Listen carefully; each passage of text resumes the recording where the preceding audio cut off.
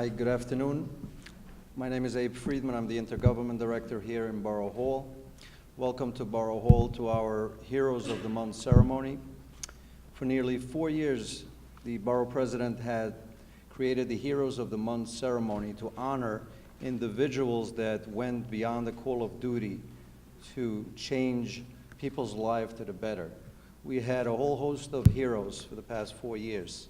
We had some bakers, we had some teachers, we had amazing individuals that made a difference here in Brooklyn. Today we're excited to present to you our latest heroes for February and March that you'll hear from the Borough President, from the Fire Department and the NYPD. Before introducing the Borough President, I would like to thank the Commissioner from the Fire Department. I know he's going through with his department the loss of the hero EMT that was killed in the line of duty. I would like for you to join me in a moment of silence, please.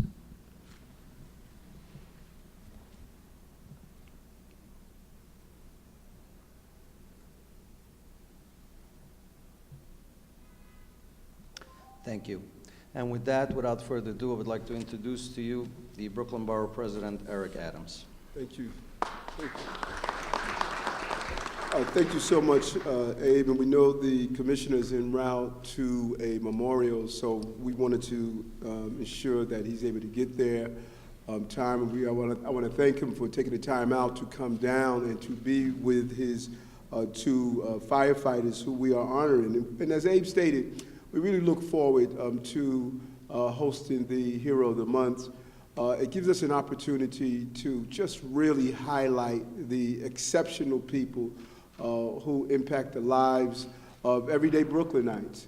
And when you look at, often you hear about terrible news that takes place, but then there are so many amazing stories of going beyond the call of duty and really understand that individuals are not stats. They're family members. They're fathers, daughters, husband, wives, loved ones.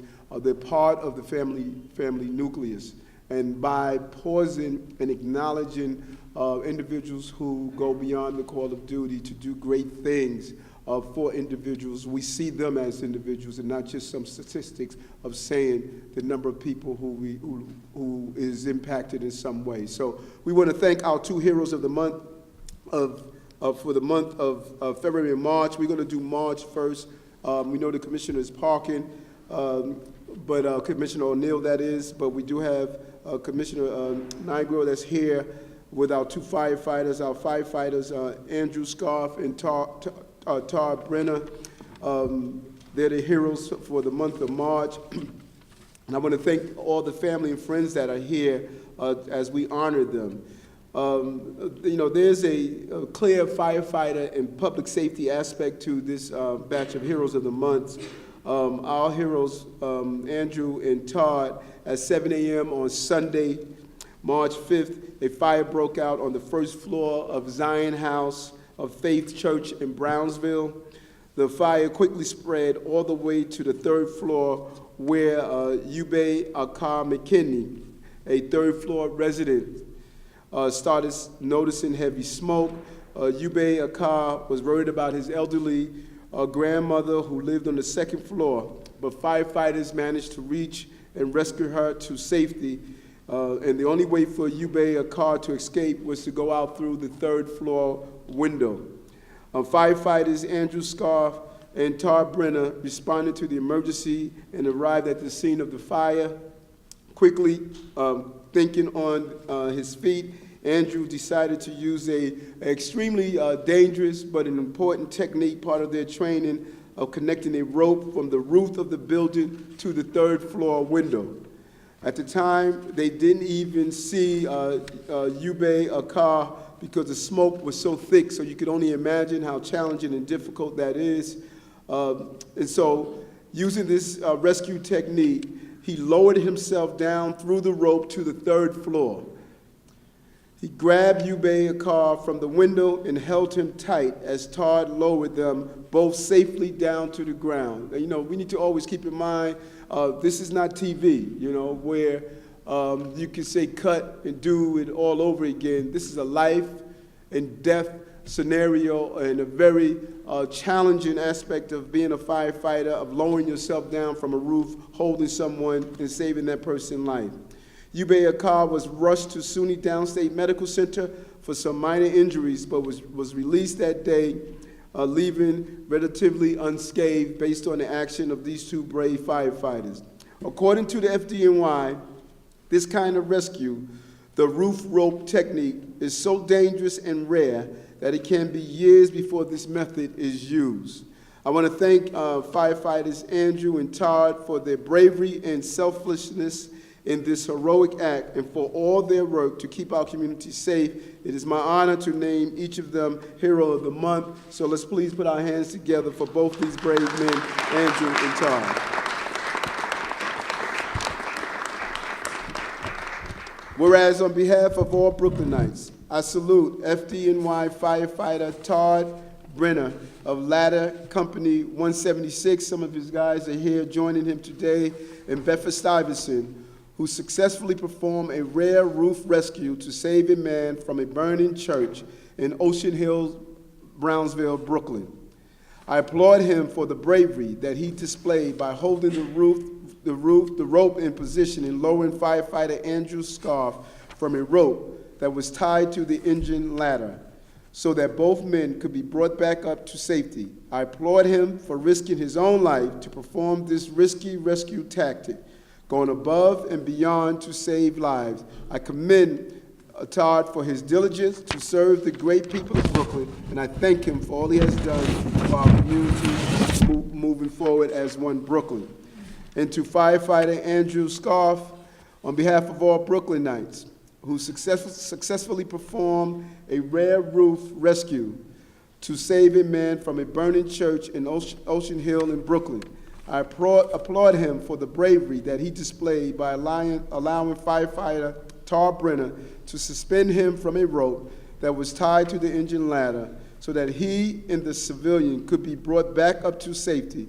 I applaud him for risking his own life to perform this risky rescue tactic, going above and beyond to save lives. I commend both these firefighters for an amazing job and just the skill that it took to save a life. A family is safer, a family is home and together because they went beyond the call of duty during a very difficult time. So thank both Andrew and Todd for a great job well done. Thank you.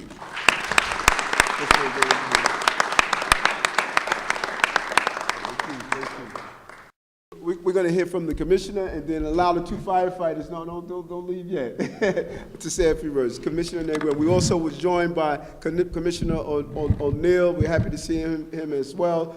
Commissioner Nigro. Thank you, Borough President Adams. And as you heard, we do, Chief Leonard and I have to go to the Bronx in a few moments for a candlelight vigil for our EMT, Yadi Arroyo, who was killed last week. But it's nice to be here in Brooklyn, the borough of my birth, with good friends Eric Adams and Commissioner O'Neill. A lot of Brooklyn in the house here. Chief Leonard, another Brooklynite. It's a great place to be. I think we're honoring a police officer, Detective Lieutenant Russo, and our brave firefighters. I think every day that members of the police department and fire department put on their uniforms, they display heroism. We certainly know that, whether it's making a roof rope rescue, whether it's Yadi Arroyo on our way to take care of a patient, or Detective Russo taking someone off the streets, a dangerous individual. Police are known as the finest, and the fire department are known as the bravest, and I think, I've said it before, those terms could be interchangeable because the people of New York, the people of Brooklyn, are very fortunate to have the police officers, firefighters, EMTs, and paramedics they have who operate each day and keep them safe in the finest and bravest traditions that they do. So I'm proud to be here representing the fire department alongside the police commissioner with my brave members from Ladder 176, and on with the show. Thank you. And hear from the firefighters. Good to hear from you two guys. Come on, say a few words.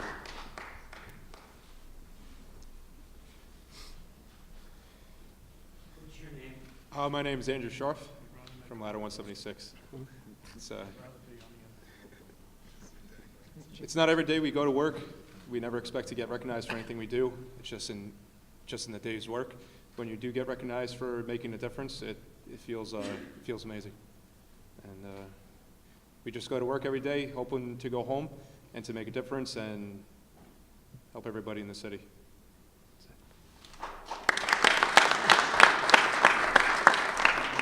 Todd Brenner from Ladder 176.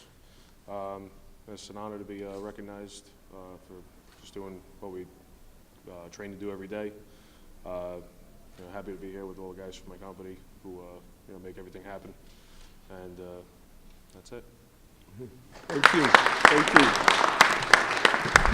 And lastly, for the Heroes of the Month, for the firefighters, we want to hear from the Chief of Department, James, a very good friend. We're so happy when he was promoted. Great firefighter, great spirit, great energy. Come on, Chief, say a few words. Sure. Right now, I know they wanted to be on the end of the rope. It's as dangerous as they did. What they did was really incredible. Last time, we just made a spectacular roof rope rescue back on East 93rd Street in Manhattan back a few months ago. But before that, it was actually 5 years before we actually did this. So these two firefighters, what they did is really put their life at risk. They were successful. And the person that they rescued, even though precariously trapped, was really relatively unhurt. Through their dedication, their training, they were successful and a life was saved. And this is what goes on in Brooklyn. Same with Lieutenant Russo over here, doing what he did. Every day, like you said, we go out there, the police department, the fire department, we protect the city. We do it together. With Yadi Arroyo, she's 1,146th member of the New York City Fire Department to die in the line of duty. And the police department, I think, is pretty close behind us. So our dedication to protect this city together is beyond reproach. We do it each and every day, and we do it together. So I think everybody has to remember how important cops, firefighters, EMTs, paramedics are to this city and what we do, and we protect and serve this city. So thank you very much. Thank you. Thank you. Yeah, we'll take a photo.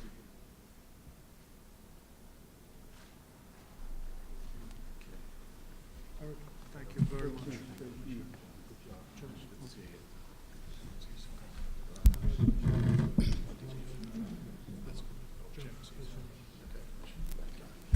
Chief and his men are on his way up to the memorial, the families in all of our prayers. This next Hero of the Month, I'm sure the story impacts us all. For months, I started my day opening the paper and just hoping that, we will eventually read that this individual was caught and who committed such a horrific act. And I'm sure Commissioner O'Neill will be the first to tell you that cases like this sometimes can go cold and, it's just go unsolved. So many cases of this magnitude, we're still looking for the perpetrator that's involved, and that perpetrator goes on to commit more and more crimes. And, as the longer you move away from these crimes, the more difficult it is to solve the crime. But that was not the case here. Lieutenant Detective John Russo, a dedicated and committed public servant. I was just talking to the chief, and the chief was telling me that he was dogmatic about this case during his off-duty hours and persistent. And I just don't think the public realize that oftentimes men and women in the NYPD and FDNY, when a case or crime happens, they see and think about their own family, and they realize it could be their family members. Speaking with Mr. Vetrano, communicating with him, he's in Cuba. I know he wanted to be here, but he wanted to tell you thank you, as he probably said so many times before. We cannot thank you enough for what you accomplished. It was on the night of August 2nd, 30-year-old Katrina Vetrano left her home in Howard Beach to go jogging through Spring Creek Park. While she was jogging, a man intercepted her, raped and strangled her, and left her body in the weeds. When she was not picking up her phone, her dad, Phil, a retired firefighter, just see how the pieces come together, went out to look for her. And probably nothing is more horrific than seeing your worst nightmare turn into reality. He found her lifeless body face down in the weeds about 15 feet from the running path. You can only imagine the impact of that. As detectives searched for months for clues in for clues in her brutal killing, they found the case difficult to piece together with little evidence left at the crime scene. There were DNA samples left on Karina's fingernails from the struggle she had against her attacker, but those samples did not come to any identification. After months of searching for the killer with little hopes in sight, Lieutenant Detective John Russo followed up on a memory he had of seeing a man being apprehended for suspicious activity in the neighborhood. John first saw the man who would later be identified as Karina's alleged killer on the Brooklyn-Queens border in May of last year, 3 months before Karina's murder. That suspicion led to further investigation, and finally a name came up.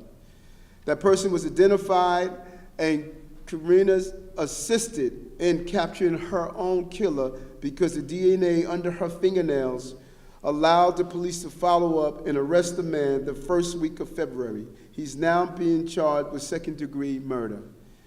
Losing a child is every parent's worst nightmare, especially a child so young, so full of life and potential for her future.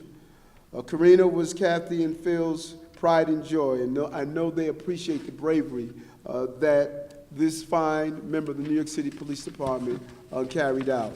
And so we want to thank him, not only as a dad, but just as a fellow New Yorker and Brooklynite.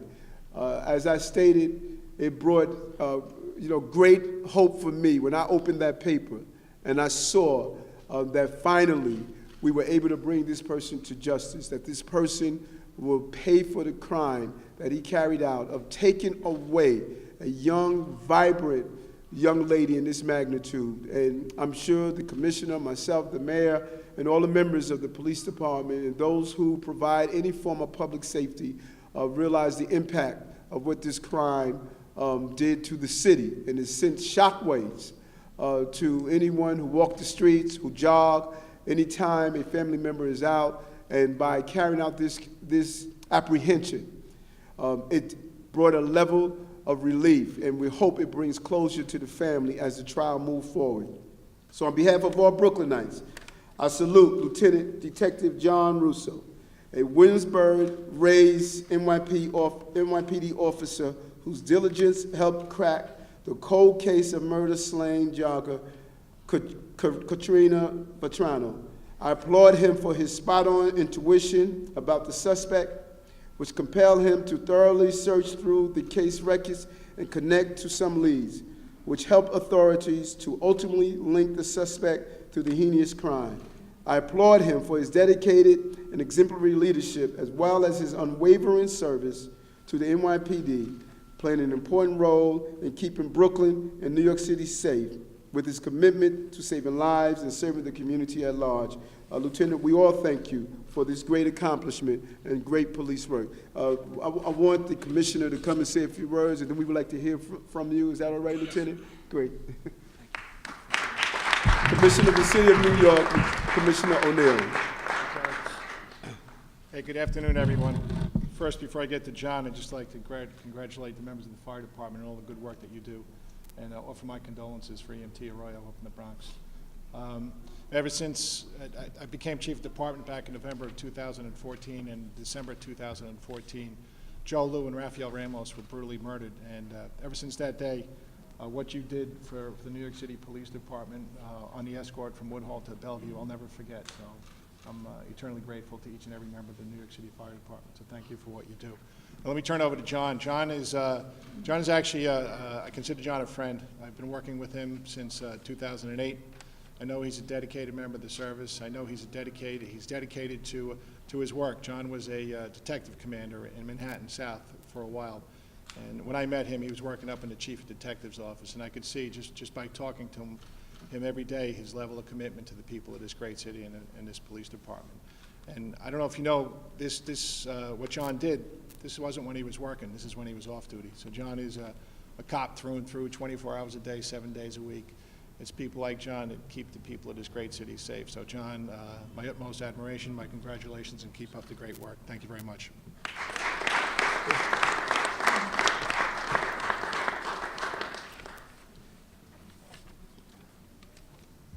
I want to also bring on the chief of detectives. You know, he's chief of detectives. You're almost like Brady in the Super Bowl. You hear so much with your hero detectives. You know, so we just want to bring on the chief of detectives to say a few words. Also, John, before we want to bring you on last, so that you could really have an opportunity to speak. A good friend of the department, a good friend of ours, Chief of Detective Brian Conroy. Thank you for that promotion, Mr. Borough President. I'd just like to offer my personal congratulations to both Lieutenant John Russo and our firefighters here today. Outstanding job by everybody. John Russo, Lieutenant Commander of Detectives. That's a very, very prestigious title that we hold dear in the Detective Bureau of the NYPD. And John hasn't just earned it in this instance, but he earns it every day. What most people don't know is that John is our backstop. John helps every detective squad throughout the city on a daily basis with their most difficult cases. And this is just one of probably dozens of cases that he's assisted in solving throughout the year. So I'd like everybody to just keep that in mind, and keep in mind all the fantastic work that our detectives and police officers and firefighters and EMT do every day that you don't hear about. That's the unspoken story of our heroes of New York. So thank you, Mr. Borough President, for recognizing John. We really appreciate it. Thank you, thank you. And now, Lieutenant Detective John Russo. Good evening, everyone. Thank you, Mr. Borough President. I'm proud, I'm humbled to be standing up here besides these firefighters. My actions pale in comparison to the dangers that these gentlemen put themselves in to save lives. My actions were just a little piece of the puzzle compared to the work put in every day by the members of all units in the police department, the patrol units, the specialty units, especially Queens South detectives. Most of all, we can't do any of the job we do without the support of the public and of the city. I appreciate that. My family appreciates that. We're residents of this fine city, born and raised in Brooklyn and in Queens. I want to thank everyone for this. I appreciate it. Thank you.